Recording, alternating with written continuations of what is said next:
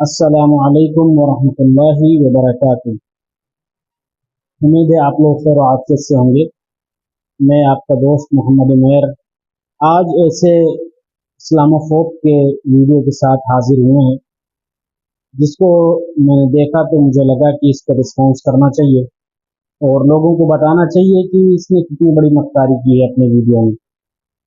तो चलिए इंशाल्लाह शुरू करते हैं और देखते हैं कि भाई साहब कितने ज्ञानी हैं।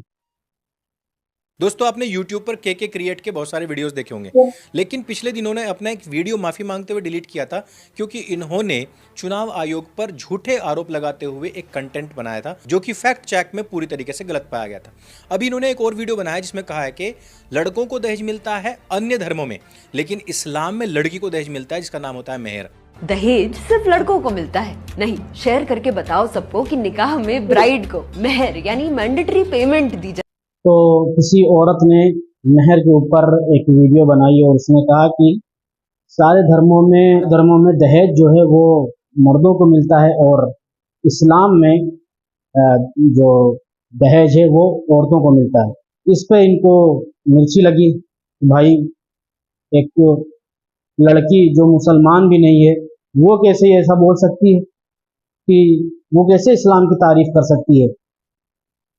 तो इससे तो इस्लाम की यानी बरतरी मालूम हो रही है और मुझे बर्दाश्त नहीं। तो भाई साहब को चुल कटे और उन्होंने अपना बोरिया बिस्तर उठाया और कैमरे के सामने बैठ गए और ज्ञान देने लगे।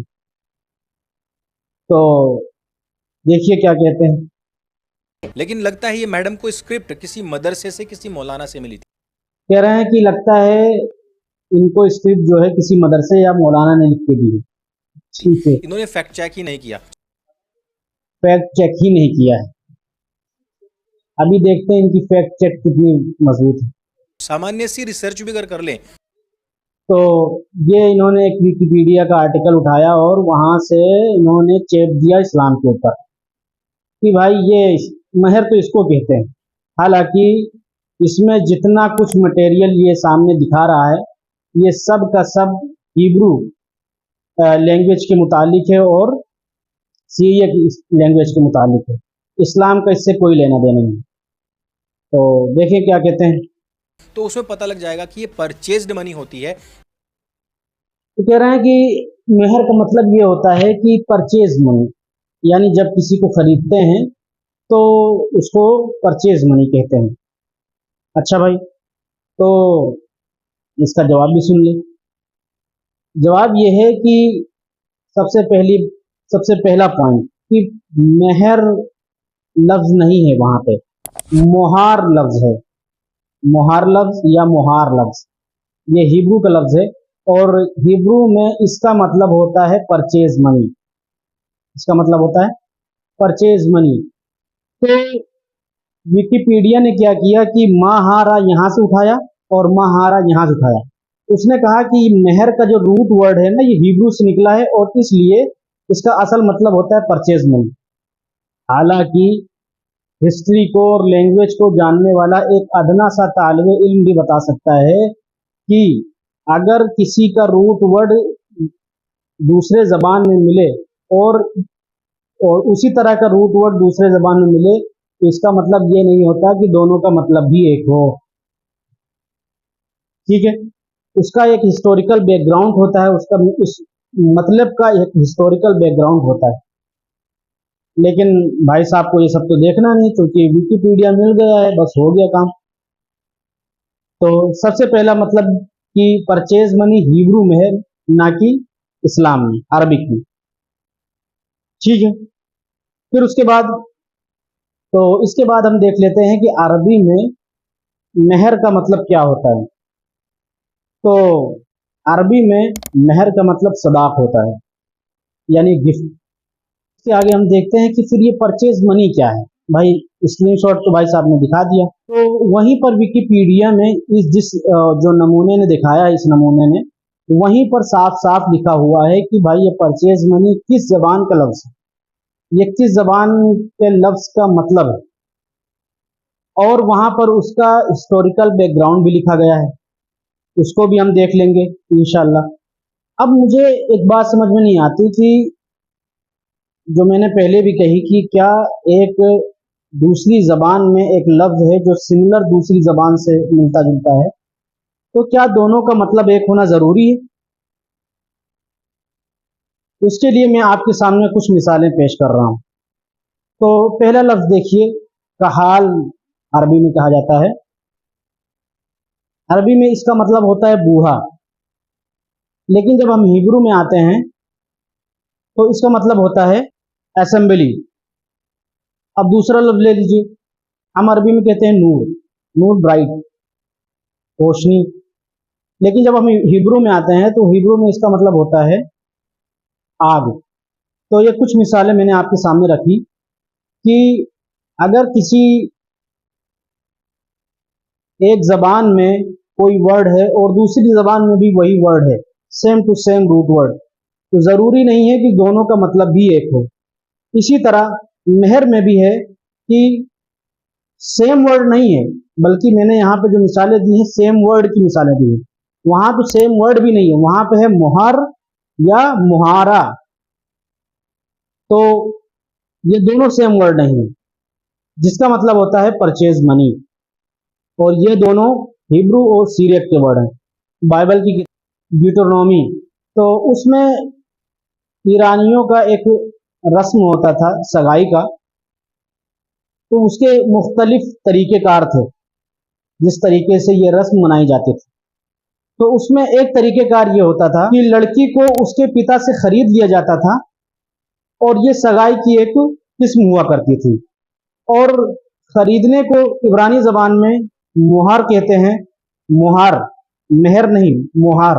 तो इससे ये रिलेट हुआ कि मुहार का जो असल है वो परचेज मनी है, क्योंकि क्योंकि इब्रानी लोग ऐसा करते थे। तो ये इसका एक हिस्टोरिकल बैकग्राउंड भी है। अच्छा, फिर इसके बाद इसी में ये बात भी मेंशन की गई है कि ये चीज फिर आप सल्लल्लाहु अलैहि वसल्लम के आने से पहले हुआ करता था, लेकिन जब आप सल्लल्लाहु अलैहि वसल्लम आए तो उन्होंने क्या किया, उसके बारे में भी इस विकिपीडिया में लिखा हुआ है। इसका पहला जो पैराग्राफ है उसको आप देखिए, उसमें लिखा हुआ है कि शब्द मेहर इब्रानी शब्द मुहार और सीरियाई शब्द महरा से संबंधित है, जिसका अर्थ विवाह उपहार, जो मूल रूप से खरीद मूल को दर्शाता है। यह शब्द एक ऐसे उपहार को इंगित करता है जो स्वेच्छा से दिया जाता है, ना कि किसी अनुबंध के परिणाम स्वरूप। लेकिन मुस्लिम धार्मिक कानून लेकिन मुस्लिम धार्मिक कानून में इसे एक ऐसा उपहार घोषित किया गया है जिसे विवाह अनुबंध के समय दूल्हे को दुल्हन को दिया जाता है, और जो पूरी तरह से पत्नी की संपत्ति माना जाता है। इसके दूसरे पैराग्राफ में ये कहा गया है, इसको भी पढ़ने लायक है। कह रहे हैं कि इस्लाम पूर्व अरब में, यानी इस्लाम से पहले अरब में, मेहर नामक विवाह मूल एक वैध विवाह की अनिवार्य शर्त थी। यह मेहर दुल्हन के संस्कृत यानी वली, जैसे उसके पिता, भाई या अन्य रिश्तेदार को दिया जाता था। प्रारंभिक काल में दुल्हन को मेहर का कोई हिस्सा नहीं मिलता था। ये कब की बात हो रही है? ये इस्लाम आने से पूर्व अरब की बात हो रही है। इस मक्कार ने चेप दिया पूरे के पूरे मुस्लिम समाज पर। इतना बड़ा खाइन और हरामखोर है ये। अगला पैराग्राफ भी सुनने लायक है। कहता है कि कुछ विद्वान का मानना है कि पैगंबर मोहम्मद के समय से ठीक पहले के काल में मेहर या उसका कुछ हिस्सा दुल्हन को दिया जाने लगा था। कुछ अन्य विद्वान इसे पत्नी की संपत्ति बदलने को एक करांकृत पुरानी अनावचार मानते हैं। हालांकि यह परिवर्तन यहूदी परंपरा के मुहार से पहले ही हो चुका था। तो इसमें यह कहा जा रहा है कि यह परिवर्तन पहले भी आ चुका था और इस्लाम ने इसको और ज्यादा एस्टेब्लिश कर दिया। हम कुछ छुपाते नहीं हैं, हम इसके तरह झूठे मक्कार नहीं, हमारा ये है, हम एक चीज छुपा कर दूसरी चीज बताते नहीं। तो आगे देखते हैं क्या फरमा रहे हैं भाई साहब। यानी जब हम किसी को खरीदते हैं, दूसरी बड़ी बात कि इस धन से लड़की का कोई संबंध नहीं होता, ये धन जाता है उसको पैदा करने वाले बाप के पास। कह रहे हैं कि इस धन से लड़की का कोई संबंध नहीं होता। मैंने अभी पैराग्राफ पढ़ के सुनाया है, एक बार फिर पढ़ दे रहा हूं। पहले पैराग्राफ में आप लास्ट लाइन पढ़िए। लेकिन मुस्लिम धार्मिक कानून में इसे एक ऐसा उपहार घोषित किया गया जिसे विवाह अनुबंध के समय दूल्हे को दुल्हन को देना होता है, और जो पूरी तरह से पत्नी की संपत्ति बन जाता है। मक्कार, इसको भी पढ़ना चाहिए था तुझे। इस तरह करेगा तू सनातन की रक्षा, झूठा मर्द झूठा बन के, इस तरह तो कलंक लगेगा। आगे देखते हैं क्या कहते हैं हासिफ भाई साहब। जिस प्रकार से एक मालिक अपनी बकरी को बेचता है और धन प्राप्त करता है, मेहर ठीक उसी प्रकार से है। इंटरेस्टिंग बात यह है कि निकाह का अर्थ होता है FUCK, और उससे भी इंटरेस्टिंग बात यह है कि औरत शब्द की व्युत्पत्ति होती ही औरा शब्द से है। औरा तो उसमें दूसरी चीज उठा लाया कि औरत का मतलब होता है महिला का प्राइवेट पार्ट। का अर्थ होता है महिला की योनि, यानी कि जब निकाहनामा पढ़ा जाता है तो महिला की योनि के साथ में FUCK का कॉन्ट्रैक्ट होता है, और इसके लिए उसके घर वालों को मेहर की रकम अदायगी दी जाती है। यानी सीधा सीधा वैश्यावृत्ति का खेल है। उस कहते हैं कि निकाह का अर्थ होता है वो जो उन्होंने अल्फाज बोले। तो इस तरह की जाहिल, गुगली जाहिल, इनका कोई इलाज नहीं, इनका किसी भी लैंग्वेज से दूर दूर तक कुछ लेना ही नहीं। ठीक अपने में आएगी, तुमको तो संस्कृत नहीं आती। अभी कुछ दिन पहले ये मसला चला था ना कि कानून लिखने वाले को संस्कृत नहीं आती थी, इसलिए इसने जो पाया वो इसने लिख दिया।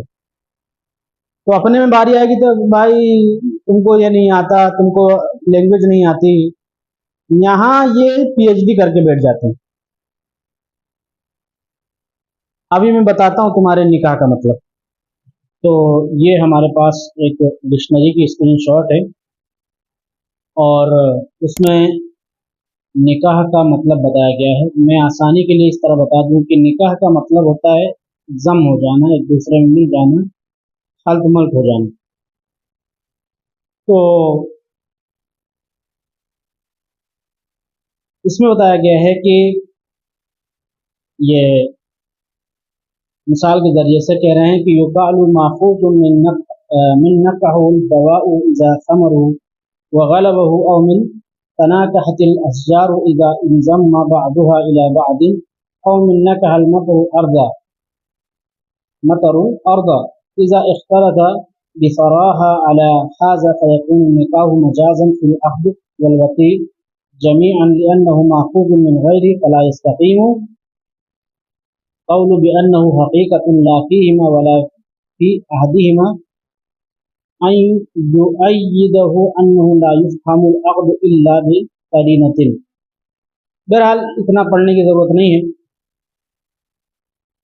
मिसाल यहाँ पर कई चीज़ों की दी गई है। जैसे मिसाल दी गई है कि पानी है, पानी है, कहा जाता है कि तना, या दरख्त है, कहा जाता है कि तनाकहतिल अशजारु इज़ा इंज़म्मा बअदुहा इला बअदिन, कि जब बाज़ पेड़ बाँस में यूं मिल के निकलते हैं यानी चिपक कर, तो उसको कहा जाता है कि तना का, यानी वो चिपक के जम होकर निकले हैं, मिलकर निकले हैं, खल्त होकर निकले हैं। इसी तरह कहा जाता है कि नकहल मतरुल अर्दा, कि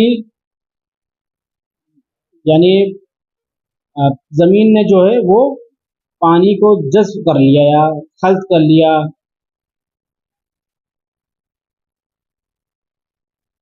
या उसमें घुल गया, अंदर चला गया।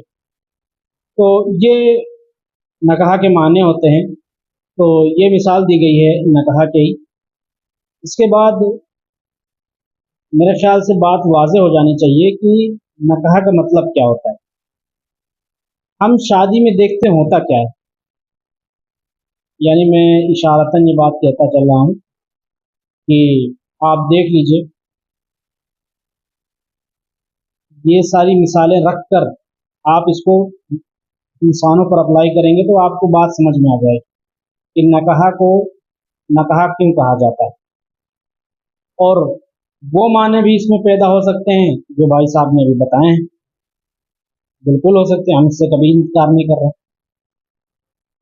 लेकिन ये कहना कि इसका मतलब ही सिर्फ ये होता है, ये गलत है। ठीक है। इसी तरह औरा के लफ्ज उन्होंने कहा कि औरा मतलब क्या होता है। औरा का असल मतलब होता है वो चीज, यानी वो चीज जो काबिल मख्फी हो, जिसको छुपाया जाए।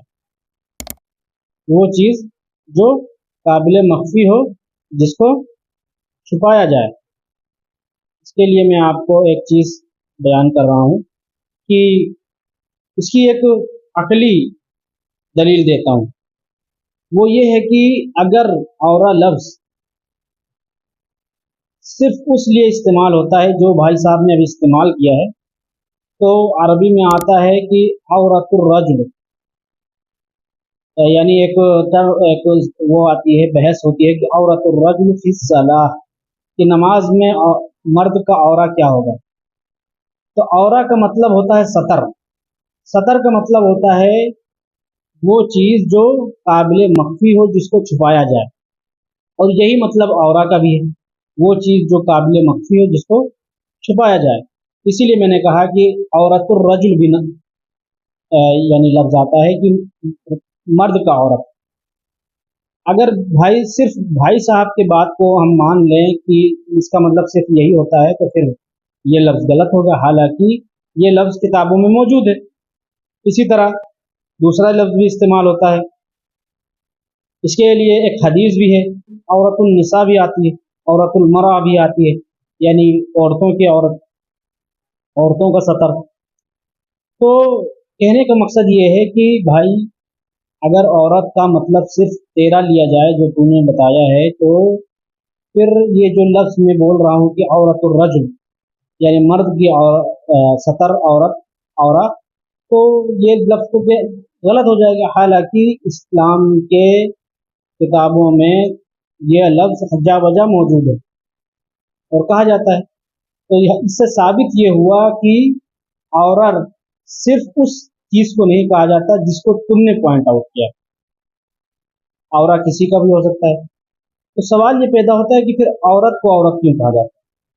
वो इसलिए हम ये समझते हैं कि हमारी माँ बहनें ये सब काबिल मख्फी चीज मख्फी हैं, यानी इनको छुपा कर रखना चाहिए। इनको जितना हिफाजत कर सके उतनी हिफाजत करनी चाहिए। इनको खुद अपने जिस्म को छुपा कर रखना चाहिए।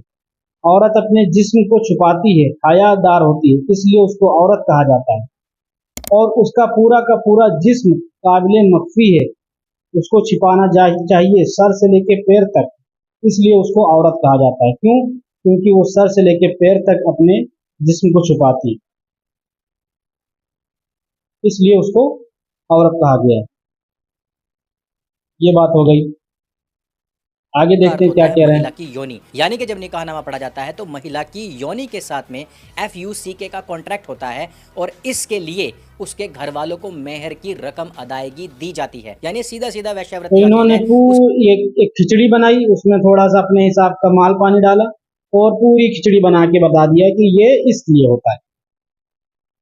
और मैंने एक एक चीज को बताया कि इसका मतलब क्या है, इसका मतलब क्या है। जब हम उसके मतलब को समझ गए तो इनकी जितनी बनाई हुई खिचड़ी है सब का सब धरी की धरी रह गई। ठीक है। ना कि किसी महिला को सम्मान देने की बात है। ना कि किसी महिला को सम्मान देने के लिए होता है, ना कि किसी महिला को सम्मान देने के लिए होता है, यानी सम्मान नहीं होता। इस्लाम में सम्मान कहाँ है? सम्मान तो इन्हीं के यहाँ है, और वो पता है कितना सम्मान है। ये हम लोग बोलेंगे तो फिर मसला हो जाएगा।